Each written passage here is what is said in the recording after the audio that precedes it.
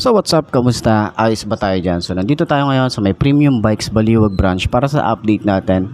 At marami nagko-comment na ito at marami naghahanap sa akin. Ano nga ba to? Ito yung Bajaj CT100 ES. Ano nga bang meron dito? Umpisa na natin yung walk around para dito sa motorcycle na to. Ayos na ayos siya. I'm an addict, addicted to being savage. My life is a little graphic, like HBO making magic. I'm rapping to make that passive money coming from traffic, doing mental gymnastics. I'm fluid and problematic. You losing if you come at me the wrong way. I've come a long way from sipping on Bombay. It's 1942 now, in this loud mouth, sipping hard in the back of a booth, sold out. I could never get enough. Success. So yun nga para sa kanyang price. Papakita ko na lang din dyan sa screen para at least makita nyo yung cash, installment, at yung down payment, tsaka yung rebate kung meron mang rebate dito. And then yung contact number dito sa branch na to, pwede nyo silang kontakin para at least mapareserve nyo tong unit na to dun sa may mga willing na bumili na ganitong motorcycle. So ngayon 2024, sulit nga ba? Yung Bajaj pa rin, Bajaj CT100 na to. So, ano nga bang meron dito? Umpisahan na natin. Walk around na natin at bike check din natin. So, yun. Ayun na sa kanyang headlight. Mapapansin pa rin natin dito. Nandun pa rin yung signature ni CT. No? Kasi ganito pa rin talaga halos. Yung dating ng kanilang headlight. Meron siyang cowling. Tapos, mapapansin natin. Parang maganda yung kanyang logo dito, pero ito ay sticker. And then meron siya mga bolts dito. Ang ginagawa ng iba dito is pinapahabaan yung windshield niya para at least mas maganda yung flow ng hangin, hindi masyadong bugbog yung ating helmet, no, sa hangin. So yung decals, mapapansin natin, yun pa din yung ating decals dito, kulay gray na faded and then kulay blue and black. Yan, halogen bulb pa rin naman to, pati yung kanyang signal light, ganito pa rin yung style, naka-fix. And then ingat tayo rito para dun sa mga makakasagi, 'di ba? Madalas kasi sa parking, ito yung madalas na nasasagi. And then dito sa baba, pwede tayo rito maglagay ng mini driving light kasi meron siyang bolts dito. So madali na lang siyang gawa ng bracket. Pero para siyang nakangiti. Yan. Tingnan nyo yung itsura niya. Para siyang nakangiti. Mukha siyang Pokemon. So yun nga, naka-telescopic fork din tayo rito. Gusto ko yung paint job nito. Tapos, glossy. Meron siyang mga glitter effect eh. Ayan, kung mapapansin nyo sa video. Diba? Meron siyang reflector. Side by side naman yan. And then, meron tayong magandang front fender. Flexible din yan. Mahaba din yung ating extension. And then, dito sa kanyang extension, matte finish. Ito naman, glossy. And meron tayong rubber na bracket para sa ating mga wire. Good yan. And then naka-wide spoke tayo rito. Ang size dito sa harap ay, ano size nito? 2.75 by 17. Yun yung size niya. So syempre, tube type pa rin naman to. And then, yung mga ganitong design ng tires is talaga mga pang tricycle talaga or pang business type. Yan yung datingan niya. And then, napansin din natin, nandito pa rin. Meron pa rin naman tayo ritong bracket or para sa ano natin, sa kung magpapagawa man tayo na sidecar. At least nakaabang na siya, di ba? So, dito naman, wala rin tayo ritong harang. Pero pwede nyo palagyan. Or parang skid plate. Pwede nyo palagyan. Tapos ito yung makina niya. Maliit lang kasi nga 100cc pa lang to. Pero ang ganda ng paint job. Gusto ko yung paint job niya. Gusto ko yung design ng makina. Ang daming mga pasikot-sikot siya rito. Tapos ang linis lang niyang tingnan. Parang ang bilis lang niyang kalikutin. Alam niyo yun? And then nandito yung curb. Ayan, madali lang din siyang kalikutin or i-adjust. And then, ito nga pala ay 4-speed pa rin naman. So, maganda yung kanyang dual head shifter. Ganda ng design. Makapal yung kanyang metal na ginamit dito. And then yung tapakan, ito siya. Meron siyang rubber. Dito rin, rubber and metal. Foot pegs, hindi siya napipflip. Combination ng rubber and metal. And yung ating side stand. Napaka-smooth lang din. Ayan. Yung decals naman dito sa side, tangke. Meron din tayong kulay gray, faded. Meron siya mga glitter effect. And then, CT, yung pangalan. Ayan. And then, nandito naman sa side na to, patayan ng ating gas. Meron din tayo ritong decals.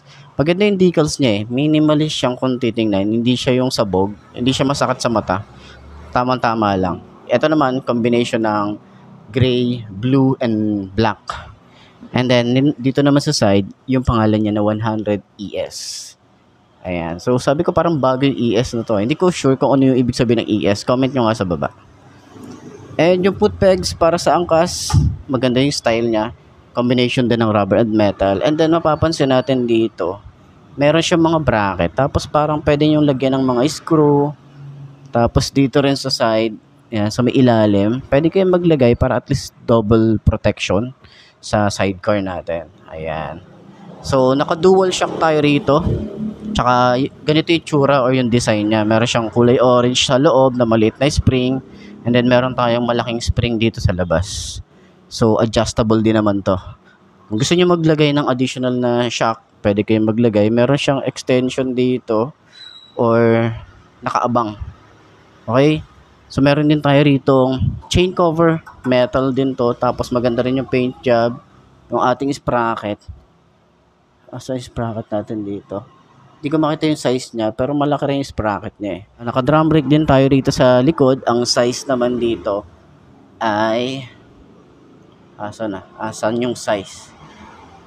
3x17. Tapos, ang kagandahan dito is Japan Technology, yung kanyang tires. So, hindi ka talaga tinipid dito. MVP Star yung brand na to.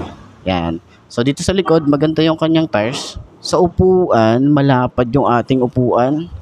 Hanggang dito sa ating OBR, napakalapad nung kanyang upuan dito. And then, yung foam, malaki din. Malapad din. Ito pala yung itsura.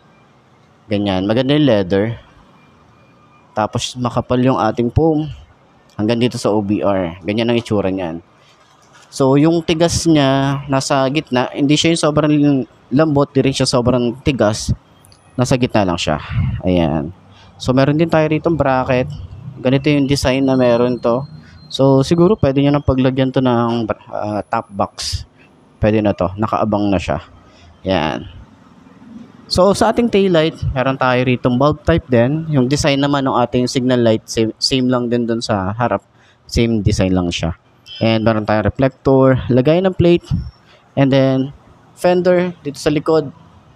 Ito ay plastic na flexible. Ayan. And, sa tambucho, napakasimple lang ng ating tambucho. Meron din tayo ritong cover. Metal din naman to. Yung mga bolts na ginamit dito, naka-allen eh. Kaya maganda rin siya. Swing arm, maganda rin yung design. Ganyan ang itsura natin dito. And then, kickstart. Meron pa rin tayong kickstart dito. Ganyan yung design niya. Foot pegs. Yan, same lang din dun sa kabila. Hindi rin siya napipflip. And then, napansin natin dito, meron siyang goma. Kasi nga, pag nag-kickstart tayo, tatama yan dyan. At least, hindi siya tatama dun sa metal. Hindi siya maingay or kakalansing. Ayos yun, diba? And ito naman, yung rear brake pedal niya, iba din yung design, malapad siya, and then meron siyang rubber na combination. Pag press natin, yan, napaka-smooth lang din. Tsaka, ganito yung system niya. Ganito yung niya, pag tinapakan natin dito, meron siyang mga wire dito, and then ganito yung itsura niya. Yan, may mga protection siya dito na talagang babalik agad. Diba? Yan, may mga spring siya dyan. Ayos, diba? Yung ating gas tank, malaki na din. Tsaka, matipid na rin to kasi 100cc. Sobrang tipid ng Bajaj pagdating sa fuel consumption. Yan. So, handlebar, naka-upright position tayo. Nagustuhan ko din dito, ang laki ng kanyang side mirror. Ayan. Diba? Halos kasing laki ng ating kamay. Then, naka-upright position nga yung ating handlebar. Maganda yung quality. Ganda ng finish, lalo na rito. Ayan. Switches. Ito ay meron siyang switch ng on and off ng kanyang headlight. Electric starter. Meron tayong rubber dito para sa protection ng ating wire. And yung lever. Medyo manipis lang yung part dito. Smooth naman siya. Sa kabila, hindi natin matetesting. Pero ito yung clutch. Napaka-smooth lang din niya. Meron tayo ritong passing light, high and low, signal light, and then busina. So yung itsura ng ating susi, maganda eh yung itsura niya eh. Ayan o. Hindi ko alam kung bago rin siya dito sa Bajaj 110 ES. Pero ang cute ng design, meron siyang logo ng Bajaj. Pero simple lang yung ating ignition. Hindi nga pala ito naka-activate. Okay. So, meron din tayo rito ang USB charging port. Yan. Para sa mahabang biyahe, hindi tayo mag-worry na malobat yung mga gadget natin. So, meron tayo rito ang Bajaj. So, naka-round style yung ating panel. So, dito, neutral, signal light. Pag naka-high beam, dito naman sa side is yung speedometer, odometer. Meron din tayong Bajaj dito. Ayan. So, sakyan naman natin kung abot ba ng 5.2 na kagaya ko, etong Bajaj City 110 ES. So, sakyan na natin yan. Ayos siya. Old school effects right here. Yo! I'm an addict, addicted to being savage. My life is a little graphic, like HBO making magic. I'm rapping to make that passive money coming from traffic. Doing mental gymnastics, I'm fluid and problematic. You losing if you come at me the wrong way. I've come a long way from sipping on Bombay. It's 1942 now, in this loud mouth, sipping hard in the back of a booth, sold out. I can never get enough. Success is like a drug, the money comes. So, ayan. Ito ang unang upo natin dito sa may Bajaj City 110 City 100 ES. Ayan, 110 ako ng 110 eh. Ayan, side stand natin. Ang itsura niya rito kapag naka side stand, ganyan ang itsura natin dito. So 5'2" yung aking height. Hindi ko sure kung abot ko siya, hindi ko pa siya talaga nauupuan. Ngayon pa lang. Okay, try natin para at least dun sa mga gustong kumuha ng mga kagaya ko yung height, kung abot ba natin yung ganitong motorcycle. Unang upo, sobrang tingkayad, pero napansin ko dito magaan yung motor.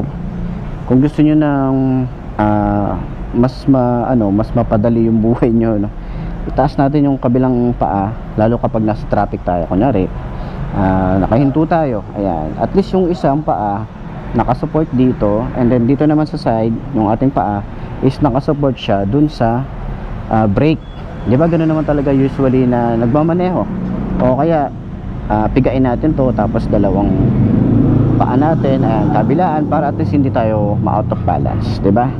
So sa turning radius niya malawak din, pero mukhang hindi ka naman niya bibitinin dito kapag nag-U-turn ka na gamit mo to, di ba?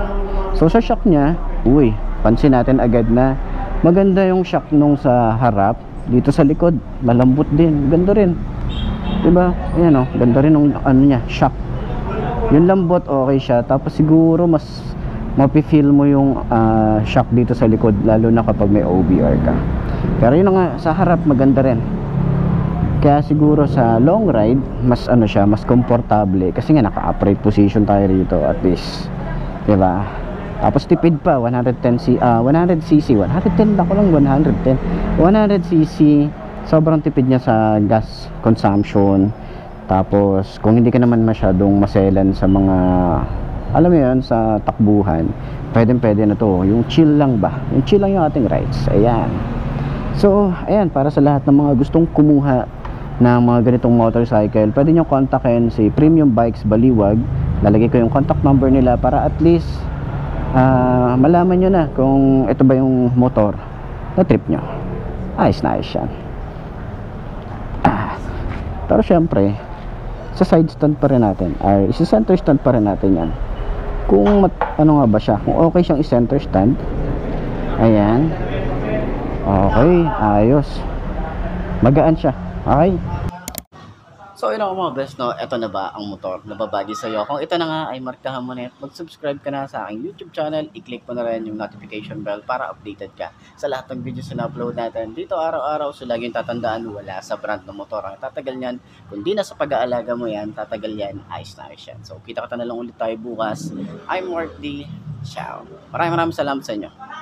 Babush. Haha.